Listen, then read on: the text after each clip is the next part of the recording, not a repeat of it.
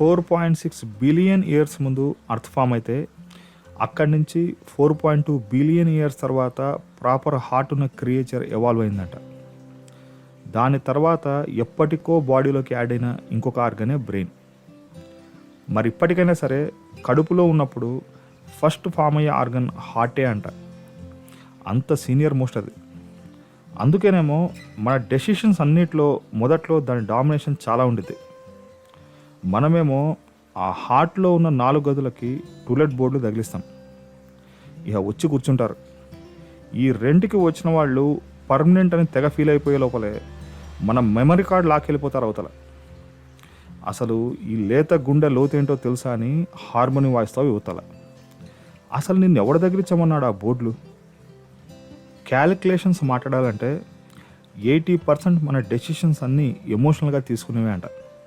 ఏంటి, గొడవలకి పిలవగానే bike start చేయడాలు, మనోడే కదా అని చెక్స్ మీద షూరిటీ సైన్స్ ఎక్కడాలు, ఫోన్ కొట్టగానే ఫోన్ పేలు చేయడాలు, అందమంతా ఇక్కడే ఇరుక్కుపోయిందేమో అని డౌట్ వచ్చిన ప్రతి పిల్లకి విజిల్ కొట్టడాలు, నువ్వు హ్యాపీగా ఉన్నప్పుడు ఆఫర్స్ రిలీజ్ చేయడాలు, ఇప్పటిదాకా చెప్పుకున్నవి యూ టర్న్ కనుక కొడితే ఏది దొరికితే దాంతో పైప్ లైన్స్ అన్నీ కట్ చేసుకోవడాలు, లేకపోతే మంచి ఫ్యాన్కి చీర చుట్టి ఉయ్యాలుగడాలు, ఇవన్నీ ఈ ఎమోషనల్ డెసిషన్స్ సిమ్టమ్స్ అంట.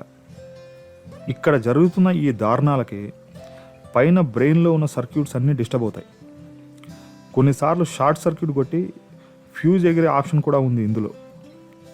అసలు నాకు అనిపించింది, ప్రాసెస్ కంప్లీట్ అయిన ప్రోడక్ట్ని క్వాలిటీ చెకింగ్కి పంపించినట్టు తీసుకున్న ప్రతి డెసిషన్ని ఒక్కసారి బ్రెయిన్కి హ్యాండ్ ఓవర్ చేసి, బెదరు ఇదిగో దీని సంగతి ఏంటో చూసి చెప్పు అని వదిలేయాలి. అప్పుడు తెలిసిద్ది నీకు అసలు ఫ్యాక్ట్ ఏంటి అని.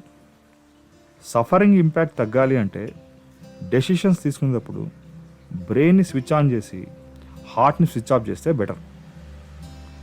ఫ్యాక్ట్ ఏంటంటే దగ్గర నుంచి చూస్తే ప్రతిదీ డిజాస్టరే. దేన్నైనా హార్ట్తో చూస్తే ఒకలాగా, బ్రెయిన్తో ఆలోచిస్తే ఇంకొకలాగా కనపడుద్ది. బ్రెయిన్ ఎక్కువ వాడటం వల్ల సక్సెస్ రేట్ పెరగటం అనేది ఒకటైతే, దీనికి సైడ్ ఎఫెక్ట్ మరొకటి ఉంది. మనలో సెన్సిటివిటీ మొత్తం తగ్గిపోయి పూర్తిగా మెకానికల్గా మారిపోతాం. మరి దీనికి రెమెడీ ఏమైనా ఉందా అంటే అదే the concept of emotional intelligence. దీని డెఫినేషన్ ఏంటంటే, ఈ దిల్ని దిమాగ్ని ఒక తక్కెళ్ళలో తూకానికి వేసి జాగ్రత్తగా దాన్ని బ్యాలెన్స్ చేసి డెసిషన్స్ రిలీజ్ చేయటమే. అసలు నా బాధ ఏంటంటే, దయచేసి మీ గుండెని గుళ్ళో ప్రసాదం పంచినట్టు అందరికీ పంచకండి ప్లీజ్. అది